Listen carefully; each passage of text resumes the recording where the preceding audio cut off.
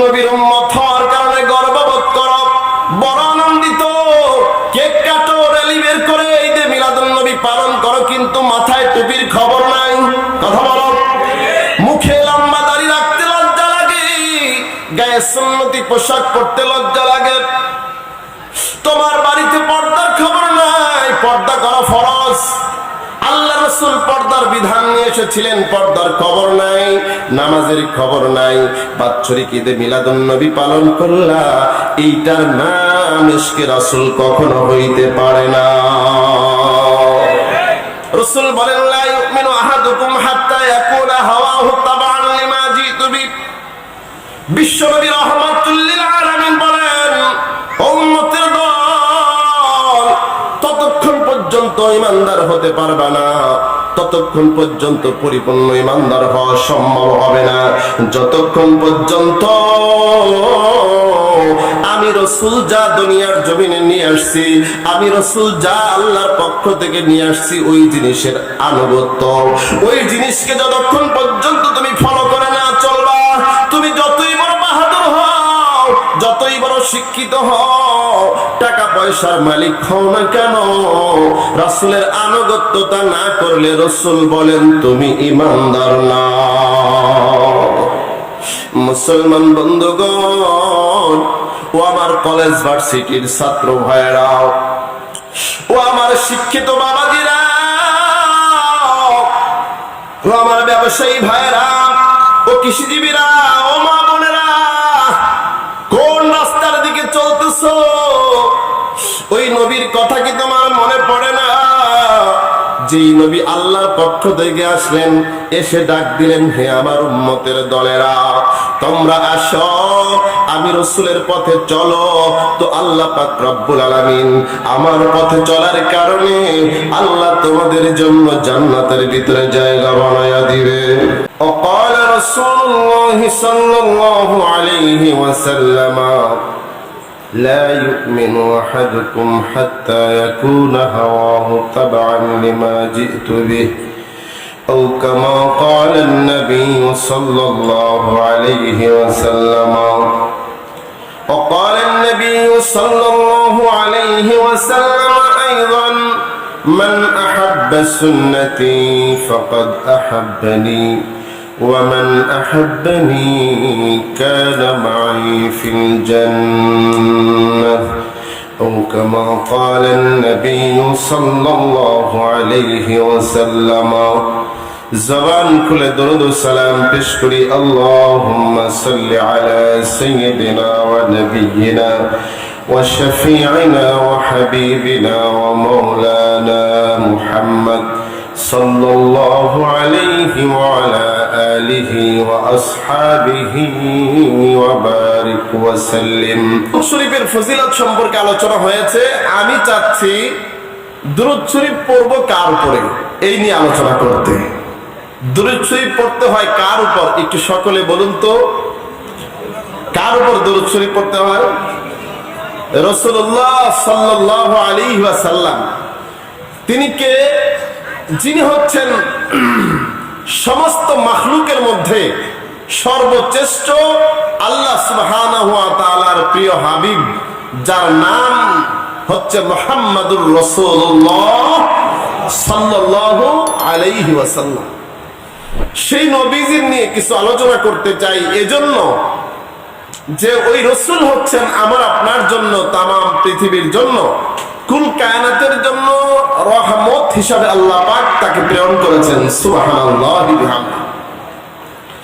এবং সেই রাসূল হচ্ছেন গোটা পৃথিবীর মানুষের জন্য আদর্শ, বিশেষ করে যারা ঈমানদার, আল্লাহ পাক তাদের জন্য রাসূলকে আদর্শ হিসেবে প্রেরণ করেছেন। বলুন সুবহানাল্লাহ।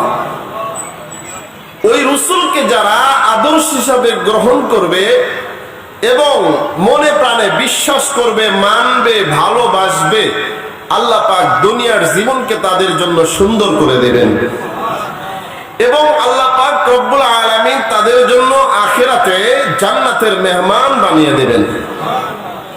ওই রাসূলের আদর্শের বাহিরে যদি কেউ চলে, ওই রাসূলের আদর্শ ব্যতিরেকে যদি কেউ জীবন ব্যবস্থা গ্রহণ করে, ওটার উপর যদি প্রতিষ্ঠিত থেকে মারা যায়, তাহলে কিয়ামতের ময়দানে রাসূলের সুপারিশ তার নসিব হবে না।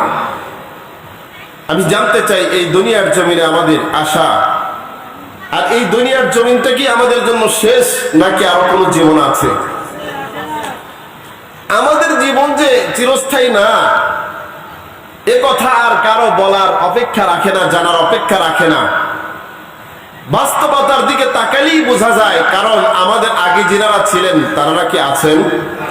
আমাদের দাদারা অধিকাংশ কিন্তু আজকে বিদায় হয়েছে।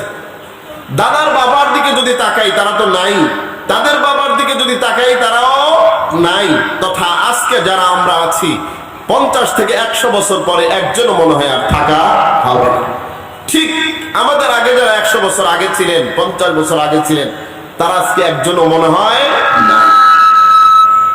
বন্ধুগণ আমার, ভাইয়েরা আমার, তাহলে আমাদের যে আদর্শ মানলে মুক্তি পাওয়া যাবে, সেই আদর্শটাই তো জীবনে মানা দরকার। কথা বলেন ঠিক না? সেই আদর্শই মানা দরকার। কারণ আমি আপনি যতই চিন্তা ভাবনা করি, বাহাদুরি করি, ওই কবরে গেলে কেউ আপনার কোনো উপকার করতে পারবে না। আল্লাহ এবং তার রাসূল যদি বন্ধু না হয়, ওই কবরে যদি রাসূল আপনার আমার জন্য সুপারিশ না করে, কিয়ামতের কঠিন মুসিবতের দিন, 50,000 বছরের দিন, সেদিন যদি আল্লাহ রাসূলের সুপারিশ কারো নসিব না হয়, তাহলে ওই ব্যক্তির বাঁচার কোনো উপায় থাকবে না। হা হালা আদি বলে কাঁদবে, আঙ্গুল কামড়াবে, কোনো লাভ হবে না। মুসলমান বন্ধুগণ আমার, ভাইয়ের আমার, সেই রাসূলকে নিয়ে আজকে কত রকম ফিতনা আর ফাসাদ।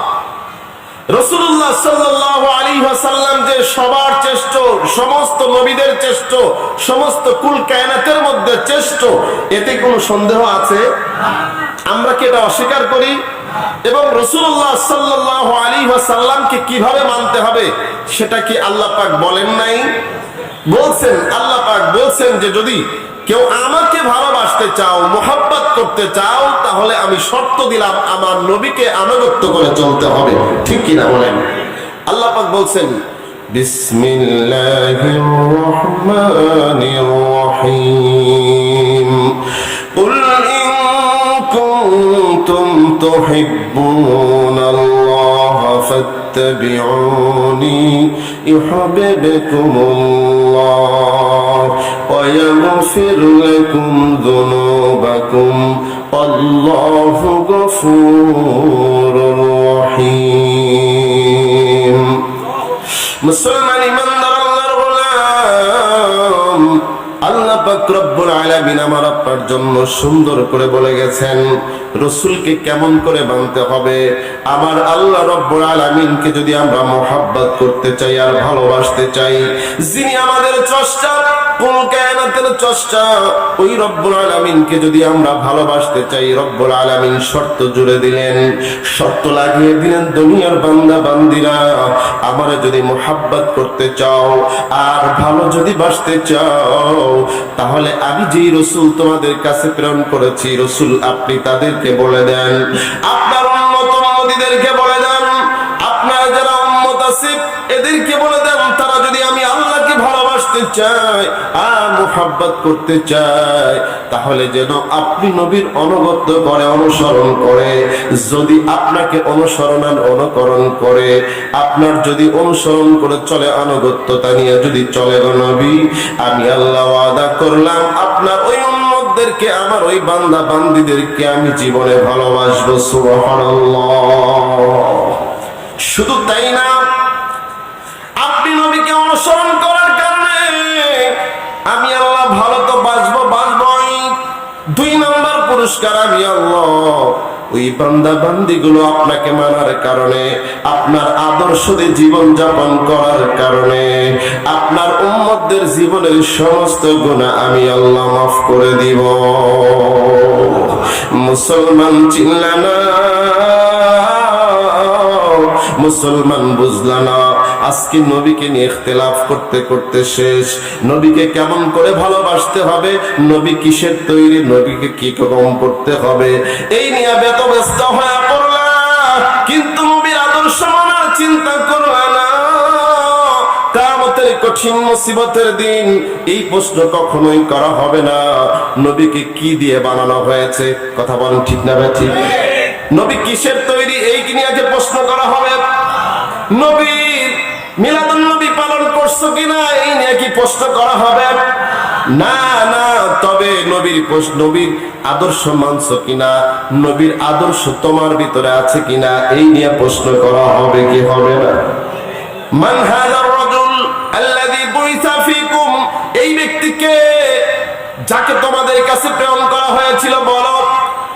সেদিন উত্তর তারাই দিতে পারবে যেই মানুষগুলো দুনিয়ার জমিনে আমার নবীর আদর্শ দিয়ে জীবন যাপন করবে, আমার নবীর আদর্শকে নিয়ে জীবন যাপন করবে, আমার নবীর আদর্শকে যারা প্রতিষ্ঠা করতে চেষ্টা করবে, এই মানুষগুলোই উত্তর দিতে পারবে যাদের সম্পর্ক আমার নবীর সাথে থাকবে না, আমার নবীর সুন্নতের সাথে থাকবে না। ওই মানুষগুলো কিয়ামতের দিন কবরের প্রশ্নে নবীর উত্তর দিতে পারবে না। মুসলমান ইমানদার আল্লাহর গোলাম, নবী নিয়ে ইখতিলাফ করার সময় নাই। আজকে নবীর আদর্শকে দুনিয়ার জমিন থেকে উৎখাত করার জন্য, আমার নবীর আদর্শ নবীর শিক্ষাকে দুনিয়া থেকে উৎখাত করার জন্য, ধূলিসাৎ করার জন্য, মিটিয়ে দেওয়ার জন্য নাস্তিক আর মুরতাদেরা, ইসলাম বিদ্বেষীরা উঠে পড়ে লেগেছে। কথা বলেন ঠিক কিনা? তুমি এখনো নবী নিয়ে ইখতিলাফ করতেছো, দ্বন্দ্ব করতেছো, মানুষের মাঝে বিভেদ সৃষ্টি করতেছো। অথচ তুমি যেই বিষয় নিয়ে ইখতিলাফ করো ওই বিষয় আলোচনার বিষয় না। মানুষের মধ্যে দ্বন্দ্ব লাগাইয়া মসজিদ ভাগাভাগি করে দিচ্ছ, একে অপরের সঙ্গে হিংসার বিদ্বেষ তৈরি করে দিচ্ছ। এরকম একদল আছে না নাই? আমি তাদেরকে এরকম ভাবে বন্ধু বর্গ হিসাবে বলবো, আমি বলবো দোস্ত নাদান দোস্তরা, তোমরা যারা আজকে রাসূলকে নিয়ে ভাগাভাগি করতেছো, উম্মতের মধ্যে ফেরকাবাজি করতেছো, ফেরকাবাজি করা বাদ দিয়া নবীর আদর্শ প্রতিষ্ঠা করো, নবীর আনুগত্য করো, নবীর আনুগত্যের দাওয়াত দাও। আমার নবী কেমন জীবন যাপন করেছেন, কি নিয়ে এসেছিলেন, সেই বিষয়গুলো আজকে উম্মতের মাঝে তুমি ঢুকায় দাও। আজকে নবীর উম্মত হওয়ার পরেও নবীর আদর্শ খুঁজে পাওয়া যায় না। কথা বলেন ঠিক কিনা? নবীর উম্মত বলে দাবি করে খুশি হয়, মুসলমান বলে দাবি করে খুশি হয়, কিন্তু মুসলমানের ভিতরে নবীর আদর্শের সাথে মিল পাওয়া যায় না, আমার নবীর জীবনের সাথে মিল পাওয়া যায় না। কিসের সুন্নি তুমি, কিসের মুসলমান? এজন্যই তো কবি বলেছেন, তুকু যাও সুন্নতে আহমদ কো যাও, মুহাম্মদ কে বাবত নিসবত তোরা। নবীর উম্মতের দল, তুমি কোথায় আর তোমার নবীর সুন্নাহ কোথায়? আজকে নবীর উম্মত হইলাম, নবীর উম্মত হওয়ার কারণে গর্ববোধ করো, বড় আনন্দিত, কেক কাটো, র্যালি বের করে ঈদে মিলাদুন নবী পালন করো, কিন্তু মাথায় টুপির খবর নাই। কথা বলো। মুখে লম্বা দাড়ি রাখতে লজ্জা লাগে, গায়ে সুন্নতি পোশাক পরতে লজ্জা লাগে, তোমার বাড়িতে পর্দার খবর নাই। পর্দা করা ফরজ, আল্লাহ রাসূল পর্দার বিধান নিয়ে এসেছিলেন, পর্দার খবর নাই, নামাজের খবর নাই। বাৎসরিক ঈদে মিলাদুন নবী পালন করলা, এইটার নাম ইশকে রাসূল কখনো হইতে পারে না। রাসূল বলেন, লা ইউমিনু আহাদুকুম হাত্তা ইয়াকুনা হাওয়াহু তাবাআন লিমা জিতু বি। বিশ্বনবী রাহমাতুল লিল আলামিন বলেন, উম্মতের দল ততক্ষণ পর্যন্ত ঈমানদার হতে পারবে না, ততক্ষণ পর্যন্ত পরিপূর্ণ ঈমানদার হওয়া সম্ভব হবে না, যতক্ষণ পর্যন্ত আমি রাসূল যা দুনিয়ার জমিনে নিয়ে আসছি, আমি রাসূল যা আল্লাহর পক্ষ থেকে নিয়ে আসছি, ওই জিনিসের আনুগত্য, ওই জিনিসকে যতক্ষণ পর্যন্ত তুমি ফলো করে না চলবা, তুমি যতই বড় বাহাদুর হও, যতই বড় শিক্ষিত হও, টাকা পয়সার মালিক হও না কেন, রাসূলের আনুগত্যতা না করলে রাসূল বলেন তুমি ঈমানদার না। মুসলমান বন্ধুগণ, ও আমার কলেজ ভার্সিটির ছাত্র ভাইরা, ও আমার শিক্ষিত বাবাজিরা, ও আমার ব্যবসায়ী ভাইরা, ও কৃষিজীবীরা, ও মা বোনেরা, কোন রাস্তার দিকে চলতেছো? ওই নবীর কথা কি তোমার মনে পড়ে না? যেই নবী আল্লাহর পক্ষ থেকে আসলেন, এসে ডাক দিলেন, হে আমার উম্মতের দলেরা, তোমরা আসো, আমি রাসূলের পথে চলো। তো আল্লাহ পাক রব্বুল আলামিন আমার পথে চলার কারণে আল্লাহ তোমাদের জন্য জান্নাতের ভিতরে জায়গা বানায়া দিবে।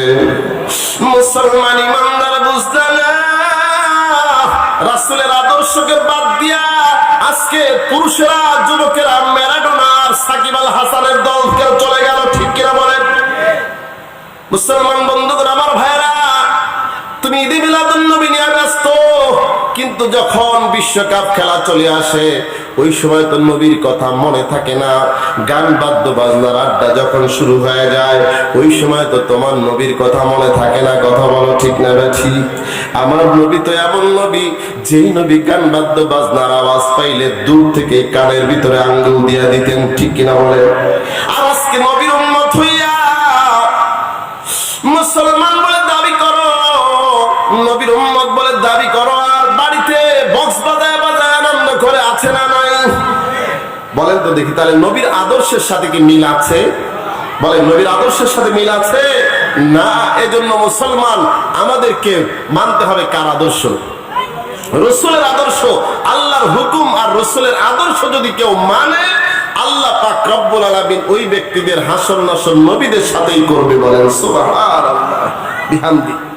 আর যদি চলাফেরা উল্টা হয়, আজকে কি বলবো, ওলামায়ে কেরাম ডাকে নবীর আদর্শের দিকে, আর একদল মানুষকে রাসূলের আদর্শ থেকে বের করে বলে টুপি মাথায় দেওয়া লাগবে না, আছে না নাই? কই সুন্নত নামাজ পড়ার দরকার নাই, এরকম দল বের হয়েছে কিনা? আবার একদল বের হয়েছে হিজবুত তাওহীদ, এরা তাওহীদের নামে মানুষকে শিরিকের দিকে, আল্লাহর ডাইরেক্ট নাফরমানির দিকে, পুরুষ আর মহিলাদেরকে বেপরদায় নিয়ে এরা মানুষকে জাহান্নামের দিকে আহ্বান করছে, আছে না নাই? মুসলমান হুঁশিয়ার আর সাবধান হতে হবে। রাসূলুল্লাহ সাল্লাল্লাহু আলাইহি ওয়াসাল্লাম যে আদর্শ নিয়ে আসছেন সেই আদর্শকেই জীবনে বাস্তবায়ন করতে হবে, নইলে কখনো ঈমানদার হওয়া যাবে না। রাসূল বলেছেন, লা ইউমিনু আহাদুকুম হাত্তা ইয়াকুনা হাওয়াহু তাবআন লিমা জিতু বি, বলে ততক্ষণ পর্যন্ত ঈমানদার হতে পারবা না যতক্ষণ পর্যন্ত তোমরা আমি রাসূলের আনিত বিষয়গুলোকে জীবনে বাস্তবে পরিণত না করবে, আনুগত্য না করবে। মুসলমান বন্ধুগণ, আমার ভাইরা, আমার সাহাবায়ে কেরাম কিরকম আনুগত্য করেছেন আমার রাসূলের, আপনাদের জানার অজানার কিছু নাই, ঠিক কিনা বলেন?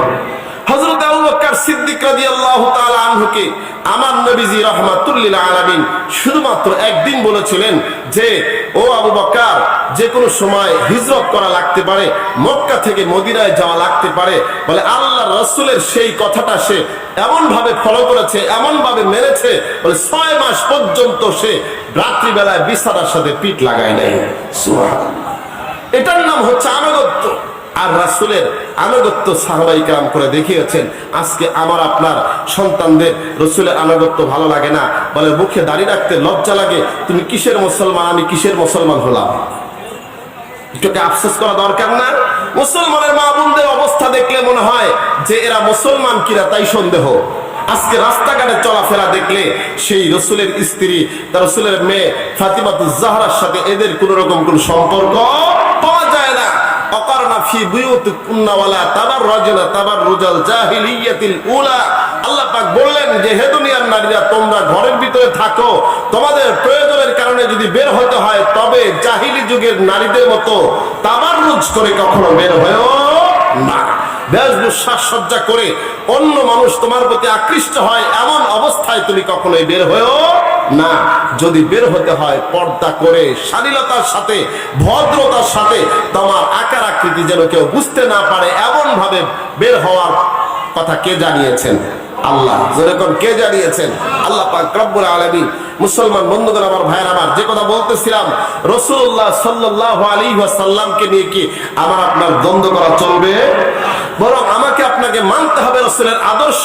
আপনাদের সামনে একখানা আয়াতে কারিমা তেলাওয়াত করেছিলাম যে রাসূলের আদর্শ আপনি কেন মানবেন না? আল্লাহ পাক রব্বুল আলামিন রাসূলকে মানার জন্য সমস্ত নবীদেরকেও আল্লাহ তাআলা আদেশ করেছেন। বলেন সুবহানাল্লাহ। আমার আপনার রাসূল যে সবার শ্রেষ্ঠ রাসূল, এতে কোনো সন্দেহ আছে? এবং এই রসুলকে আল্লাহ পাক পাঠিয়েছেন সমস্ত রসুলের পরে, কিন্তু আল্লাহ পাক রসুলের মান এবং মর্যাদাকে এত বৃদ্ধি করেছেন যে সমস্ত নবীদের উপরে আল্লাহ পাক তার মান দিয়েছেন। সুবহানাল্লাহ। ইমামুল আউয়ালিনুল আখিরিন বাহরে সাবকা রাহমাতাল লিল আলামিন সাইয়্যিদুল কাউনাইনি খাতামুল মুরসালিন আখির আমদুদ ফখরুল আউয়ালিন। মুসলমান ইমানদার আল্লাহর গোলাম, যে নবীর কথা বলতেছিলাম, নবীর আদর্শ কেন মানবেন না? নবীর মর্যাদা সমস্ত মাখলুকের উপরে, সমস্ত নবীদের উপরে রব্বুল আলামিন করেছেন। শুধু তাই না, আজকে যারা আপনারা মিলাদুন নবী নিয়ে ব্যস্ত হয়ে পড়েছেন, কেক কাটা নিয়ে ব্যস্ত হয়ে পড়েছেন, ও বাজান, মিলাদুন নবী পালনীয় বিষয় নয়, মিলাদুন নবী আলোচনার বিষয়, আর সিরাতুন নবী হচ্ছে পালনীয় বিষয়।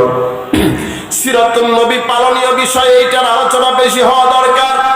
সাথে সাথে মিলাদুন নবীকে আমরা অস্বীকার করি না, মিলাদুন নবী আলোচনা করার দরকার আছে না নাই?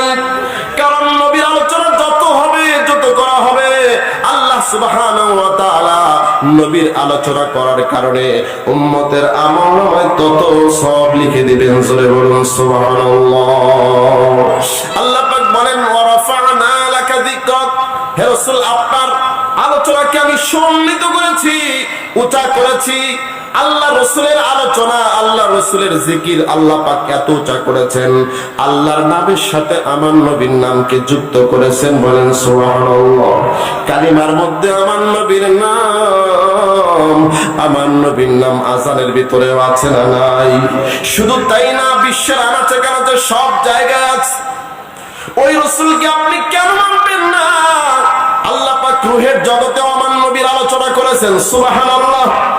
নবীর আলোচনা করতে কোনো অসুবিধা নাই, তবে নবীর আদর্শ বাদ দিয়া নবীর আলোচনার কোনো মূল্য নাই।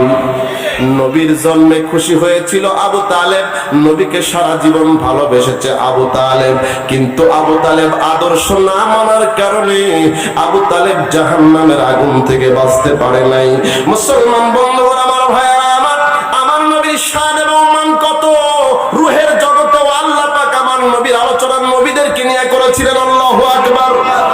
সূরাতুল ইমরানের মধ্যে আল্লাহ পাক বলেন, ওয়া ইযা আখাযাল্লাহু মিসাকান নাবিয়্যিনা লামা আতাইতুকুম মিন কিতাবিন ওয়া হিকমাতিন সুম্মা জাআকুম রাসূলুম মুসাদ্দিকুল লিমা মাআকুম। আল্লাহু আকবার। আল্লাহ সুবহানাহু ওয়া তাআলা বলেন, হে রাসূল, আপনি ওই সময়ের কথা স্মরণ করুন যখন আমি সমস্ত নবীদেরকে একত্রিত করে আপনার ব্যাপারে প্রতিশ্রুতি দিয়ে নিয়েছিলাম, প্রতিশ্রুতি গ্রহণ করেছিলাম। হে নবীরা, এই আয়াতের তাফসীরের ভিতরে মুফাসসিরিন ইকরাম বলেন, রূহের জগতে আল্লাহ পাক দুইটা মজলিস করেছিলেন। জোরে বলেন কয়টা? আরো জোরে বলেন কয়টা? দুইটার মধ্যে একটা হলো সমস্ত নবীদের আত্মাদেরকে নিয়ে আল্লাহ পাক একটা মজলিস কায়েম করেছিলেন, বৈঠক করেছিলেন। ওই নবীদের রূহগুলোকে একত্রিত করে আল্লাহ পাক রব্বুল আলামিন ডাক দিয়ে বললেন, হে পয়গম্বরদের রূহ, তোমাদেরকে পয়গম্বর আমি বানাবো, আমি তোমাদেরকে নবুয়ত দিব, হিকমত দিব, তবে একটা শর্ত, তোমাদের পরে সবার শেষে একজন পয়গম্বর আসবে। ওই পয়গম্বরের প্রতি তোমরা ঈমান আনবা কিনা, এবং ওই পয়গম্বরকে যদি পাও সহযোগিতা করবা কিনা। মুসলমান বন্ধুগণ, আমার ভাইয়েরা আমার, তুমি আমি আমার রাসূলের আলোচনা করলেও আসে যায় না, না করলেও আসে যায় না। কথা বলো ঠিক কিনা? আলোচনা করেছেন স্বয়ং রব্বুল আলামিন সেই রূহের জগতে। আল্লাহ পাক ডাক দিয়ে বলেন, হে নবীর রূহগণ, তোমাদেরকে নবী বানাবো, রাসূল বানাবো, তবে শর্ত হলো যে নবী শেষ জামানায় আসবে। যদি তোমরা সেই নবীর প্রতি অনুসরণ ঈমান আনো এবং সেই নবীকে যদি সহযোগিতা করো, আমি তোমাদেরকে নবী বানাবো। আল্লাহ পাক বললেন, তোমরা কি আমার এই কথায় স্বীকারোক্তি দিলেন? সমস্ত নবীগণের রূহগুলো বলল,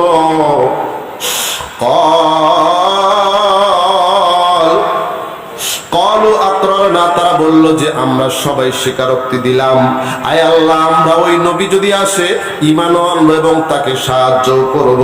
আল্লাহ পাক বললেন ক্বালা ফাশহাদু আনা মাকুম মিনাশ শাহিদিন, তোমরাও সাক্ষী থাকো, আমি আল্লাহ তোমাদের প্রতি সাক্ষী রয়ে গেলাম। আল্লাহু আকবার। তাহলে আমার নবী যে আসবেন সবার পরে আল্লাহ পাক আগেই জানিয়েছেন এবং বলছেন যে সেই নবীর প্রতি তোমাদের দুইটা শর্ত আমি নবুয়ত দেব। সেটা হলো, এক নাম্বার, তোমরা তার প্রতি ঈমান আনবে আর তাকে পাইলে সহযোগিতা করবে। তাফসীরের ভিতরে আসছে যদি নাও পাও তাহলে তোমার উম্মতদেরকে সেই নবীর দাওয়াত তোমরা দিয়ে যাবা। জোরে বল সুবহানাল্লাহ। মুসলমান বন্ধুগণ আমার, ভাইয়া আমার, ওই নবী এত দামি নবী, যেই নবীর কথা আমার আল্লাহ পাক রূহের জগতে আলোচনা করেছেন নবীদেরকে নিয়ে। দ্বিতীয় নাম্বার বৈঠক হয়েছিল সাধারণ রূহগুলোকে নিয়ে, সমস্ত মাখলুকের রূহগুলোকে নিয়ে সেখানে আলোচনা হয়েছিল। আল্লাহ পাক সেই রূহগুলোকে জিজ্ঞেস করেছিলেন আলাস্তু বিরাব্বিকুম, আমি কি তোমাদের প্রভু? সবাই সেদিন আমরা বলেছিলাম ক্বালু বালা, হ্যাঁ আল্লাহ আপনি নিশ্চয়ই, আপনি আমাদের রব, আমাদের আল্লাহ, আমাদের স্রষ্টা। কিন্তু আজকে দুনিয়ার জমিনে আসার পর ওই আল্লাহ পাকের দেওয়া শক্তি আর বিবেক আর বুদ্ধি পাইয়া আমরা আল্লাহকে ভুলে গেলাম। ওই রসুলকে মানার ওয়াদা করলাম কিন্তু রসুলের আদর্শ ভুলে গেলাম। মুসলমান ইমানদার আল্লাহর গোলাম, যদি মুক্তি পাইতে চাও, জান্নাত যদি পাইতে চাও, আল্লাহর হুকুম জীবনে মেনে নাও, রাসূলের আদর্শ মানো, এর মধ্যে আল্লাহর জান্নাত পাওয়া যাবে। জোরে করব ঠিক কি না? আল্লাহ পাক বলেন ওমাইতিল্লাহ ওয়ার রাসূল ফাউলাইকা মাআল্লাযীনা আন'আমা আল্লাহু আলাইহিম মিনান নাবিয়্যিনা ওয়াস-সিদ্দীকিনা ওয়াশ-শুহাদা'i ওয়াস-সালিহিন ওয়া হাসুনা উলাইকা রাফীকা। আল্লাহ পাক বলেন যে যেই মানুষগুলো আল্লাহ পাকের আনুগত্য করবে, রাসূলুল্লাহর আনুগত্য করবে, তারা আল্লাহর নবীদের সাথে জান্নাতে থাকবে। বলেন সুবহানাল্লাহ। এজন্য ভাই নবীদের সাথে জান্নাতে থাকার ইচ্ছা আছে না নাই? যদি ইচ্ছা থাকে তাহলে আল্লাহর হুকুম আর রাসূলের তরিকার বাইরে চলার কোনো কায়দা নাই। এ ভাই, যারা রাসূলের সিরাতুন নবী বাদ দিয়ে, আদর্শ মানা বাদ দিয়ে আজকে অন্য পথে শান্তি আর মুক্তি তালাশ করতেছেন, মুক্তি কখনোই আসবে না, শান্তি আর সফলতা আসবে না। যদি আসে তাহলে একমাত্র আল্লাহর আনুগত্যতা, আল্লাহর হুকুম মানা, রাসূলের তরিকার ভিতরে আছে। জোরে বলেন ঠিক না ঠিক? আল্লাহ পাক এই আয়াতটা এক বিশেষ সাহাবীদের আবেদনে নাজিল করেছিলেন। আল্লাহ রাসূলের কাছে একদল সাহাবী এসে প্রশ্ন করেছিল, ইয়া রাসূলুল্লাহ, ইয়া হাবিবাল্লাহ, হুজুর আপনাকে তো এই পরিমাণ ভালোবাসি যে আপনাকে না দেখলে আমাদের জীবন চলে না, আপনাকে না দেখলে আমরা বাঁচি না, এক মুহূর্ত যদি আপনাকে আমরা না দেখে আমাদের ছটফট করে, আমাদের তো এই অবস্থা, আমাদের দিলের তো অবস্থা কঠিন অবস্থা, আপনার ছাড়া আমাদের জীবন চলে না। কিন্তু ইয়া রাসূলুল্লাহ, ইয়া হাবিবাল্লাহ, মাঝে মাঝে চিন্তা করি আপনি রাসূল তো সারা জীবন থাকবেন না, আপনি আমাদের মাঝ থেকে বিদায় হয়ে যাবেন। আপনি যখন বিদায় হয়ে যাবেন আপনি তো জান্নাতের অনেক অনেক উচ্চ মাকামে থাকবেন, আর আমরা যদিও জান্নাতে যাই নিচে থাকবো, তো আপনার সাথে তো আমাদের দেখা সাক্ষাৎ হবে না। এরকম একটা আবেদন